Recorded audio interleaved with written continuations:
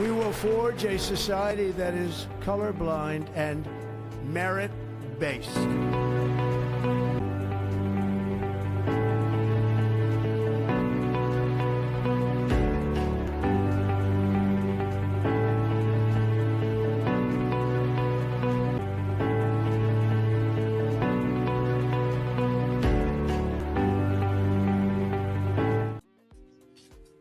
Hi Mario, hi Syria. How are you guys?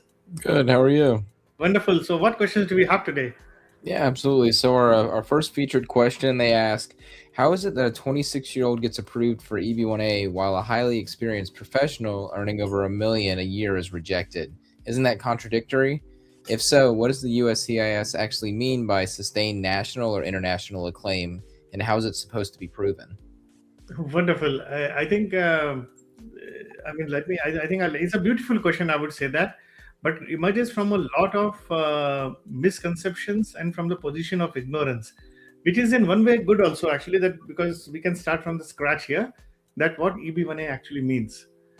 Let's take a first. Let us, and as an analogy, let us take a case of even Nobel prizes. We have had people who were 15-year-olds or even 21, 22-year-olds who got Nobel Prize.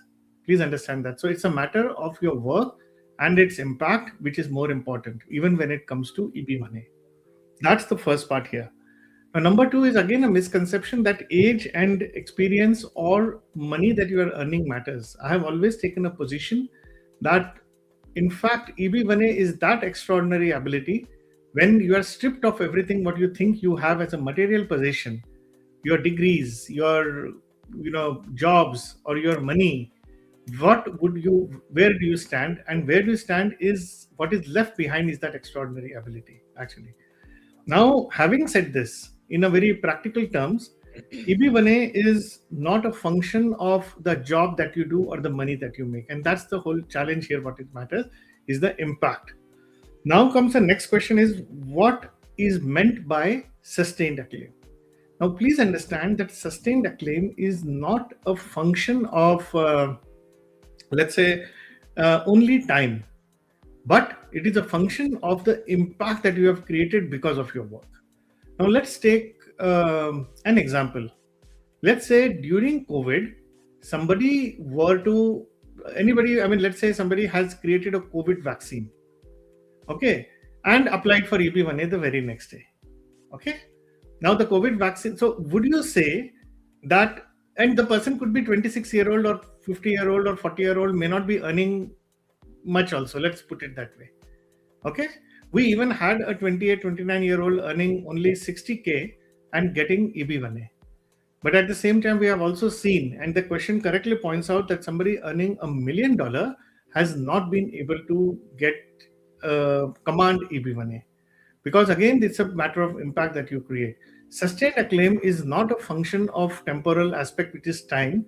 It is a function of a knowledge that is acquired by virtue of years and years of training that it takes you to achieve that success, actually.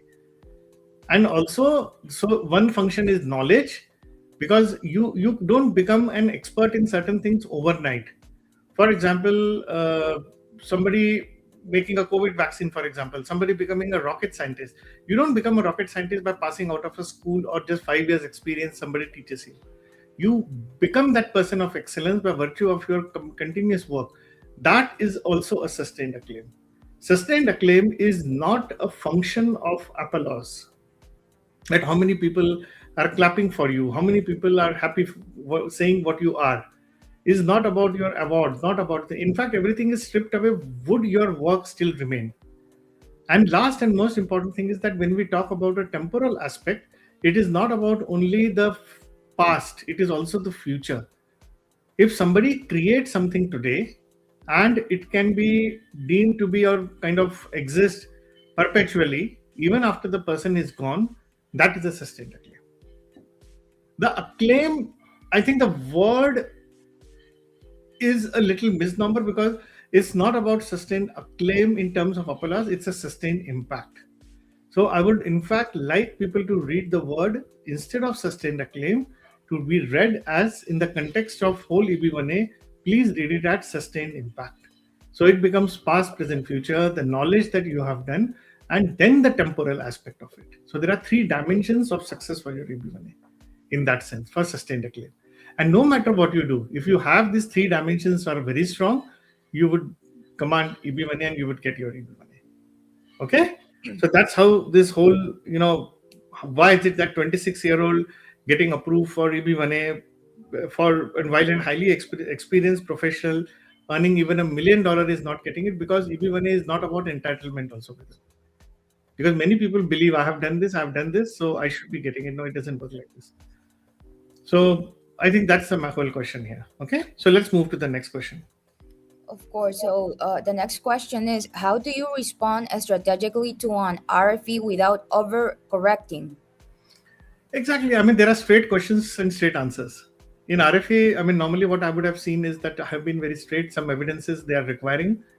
When the criteria are not established, which are less than 3, USCIS would issue you an RFE. Otherwise, you would get annoyed actually here. So best way to respond to that is that what is being asked. Basically, I would see an RFE, and most of the RFEs, what we have seen is that is a question or sort of a response from USCIS on your petition, asking that help us to help you. It's a request for evidence, and there is no point in we're talking about is overcorrecting. There is no question of any overcorrecting. But remember one thing: in an RFE, you cannot give questions or responses which or any evidences which are created after your petition was submitted. So it has to be within the time frame of prior to the petition. All the events should have happened before the evidence your petition was filed. So just remember that it's a pretty straightforward question, and I would like people to look at it from a very straightforward perspective. Okay, so let's move to the next. Yeah, absolutely. So our next question, they ask, what mistakes do candidates make when explaining their own achievements, working on their own petition? I mean, they are focused more on inward part of their company, what they are doing it. That's what we have seen actually.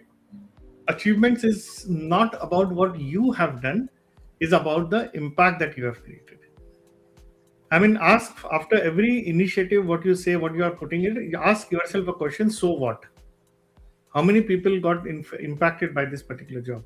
Oh, I did a membership. I got a British Council membership. I got IEEE membership. So what? How many people got impacted because of this? And next is what if?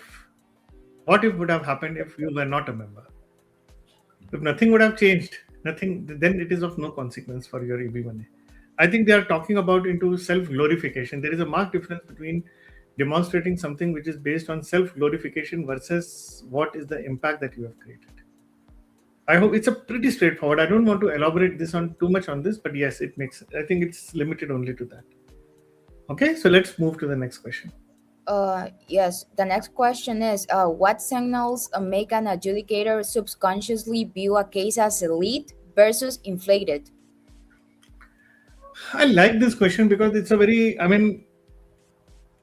again, the question here is that how it's since it is an adjudication, it to some extent people want to believe that it is subjective, and I do not want to deny that, but subjectivity doesn't mean absurdity. Let's also understand subjectivity is always based on certain predefined parameters, guidelines, policy manual based on which an adjudicator would do it. But I think the question is much deeper, that subconsciously how would somebody view the case as elite or inflated? The question is that it is neatly presented, evidences are neat, it's very well organized. What you are talking about being a person of an extraordinary caliber. So your petition, your documentation, your language, the semantics should also reflect a person of an person of an extraordinary ability. That's number one. I mean, I've seen people even writing in petition, genders are wrong, he, she has been wrong. I've seen where somebody else's name has been included in the petition. People have not read their own petition. So these kind of things are unacceptable totally, actually. The second would be, and if it's one of the most difficult things, I can tell you this, is can your petition or does your petition reflect your own expertise into it?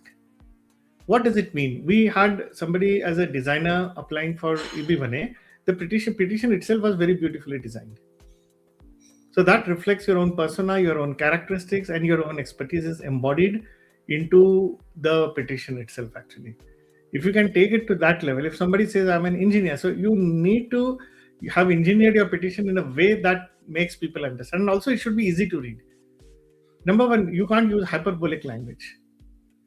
Okay? Now, this is something elite does not mean premium here, actually. Elite means something which fits the regulatory requirement. As simple as that. I mean, are there two? And last and most important thing is your petition. And nowadays should be crisp and granular and should not be on the legal crutches.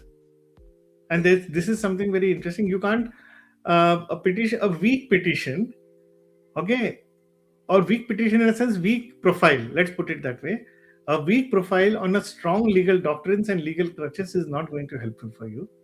A strong profile, however, but with even no legal crutches may help you. Let's understand that. And a strong profile with strong legal crutches will make USIS difficult to refuse you. It will become inevitable case, actually. Let's understand that. So, and obviously weak profile with no legal has no relevance, actually. So people, I think one of the biggest things what we have seen, and after having spoken to a couple of USCIS adjudicators and something, is that it has to be a clean petition in a bottom. And I have already given you a definition of what constitutes a clean petition. And I have seen the best of the best people committing these kind of mistakes where genders are wrong or things are not presented in an optimal manner. So I would always urge you to do that.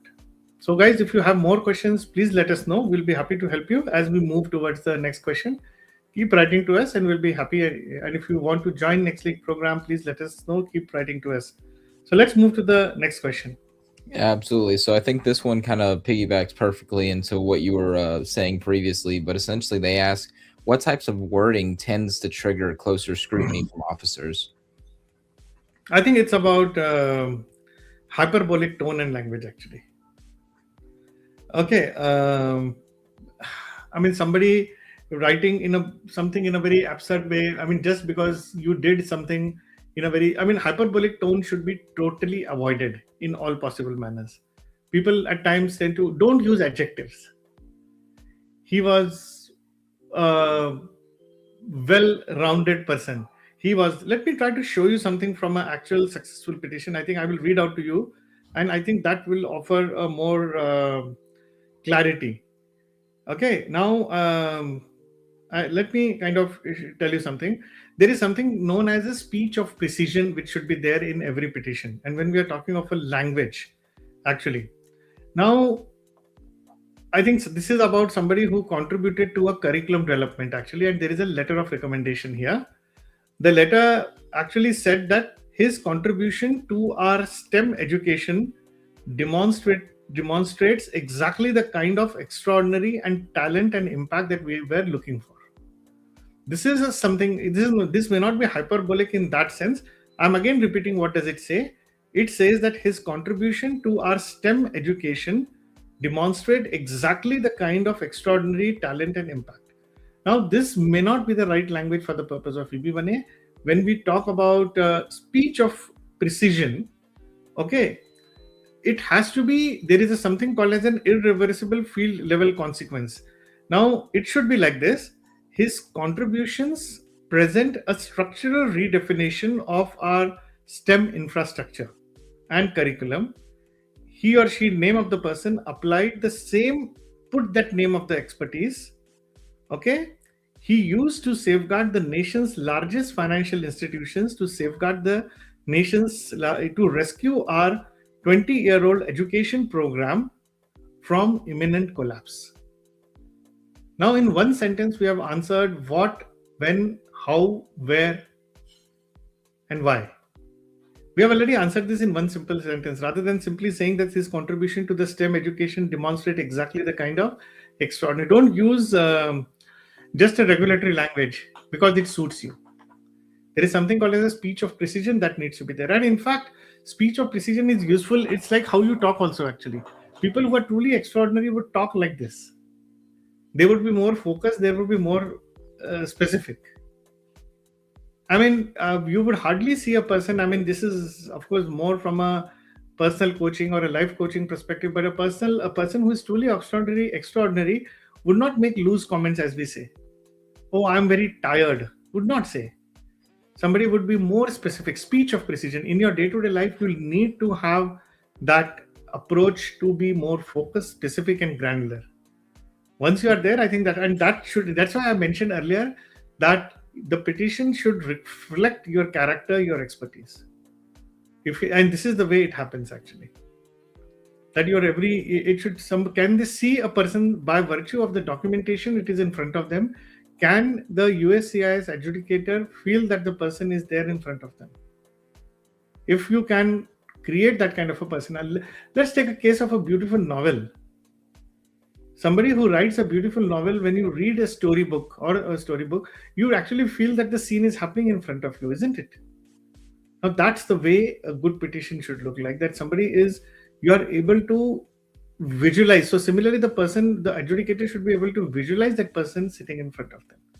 That, since we are talking about wording, that is important. And so let's take the last question for the day today, guys, before we move on to the next week. And next week, we'll again look for more questions. So let's take the last question. Absolutely. So the last question is, how do you show top percentage standing without formal rankings? Beautiful question. Beautiful. Because in every field, it changes.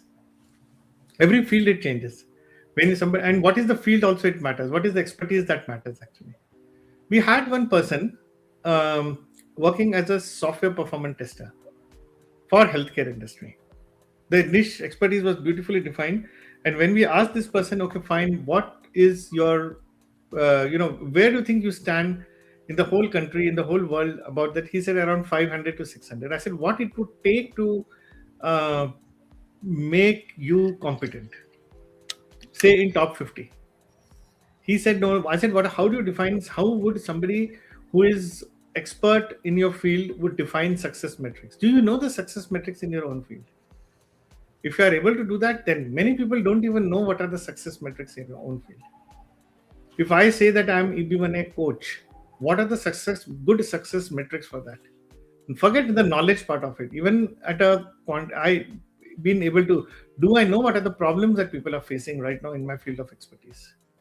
Forget the recognitions. You don't become expert by applause. You become expert because you are solving problems.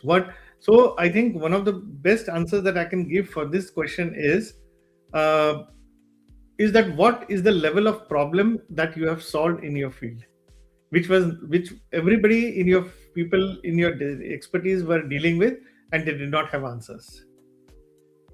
Can you list down those problems? And what was the unique, what is it tried before? Was it something? So if you can answer these questions, and the methodology that you use, which was, why do you think that methodology, no one did that before? So if you are able to do that, I think that's wonderful. So there is no rocket science, guys. I mean, I think one of the biggest things in EB1A process that everybody misses out, I would say that, is truly being an expert in your field. That it is not about law, it is not about Mukherjee, it is not about Kazarian, it's not about those cases. It's about you truly being arrived. Are you still in a progress, or have you arrived? EB1A is for people who have arrived. Let's understand that. It's not for people who are still into their journeys. So guys, that's all for the Saturday. Have a wonderful weekend. And if you have more questions, please reach out to Mario or Syria or me, and I will be more than happy to help you guys.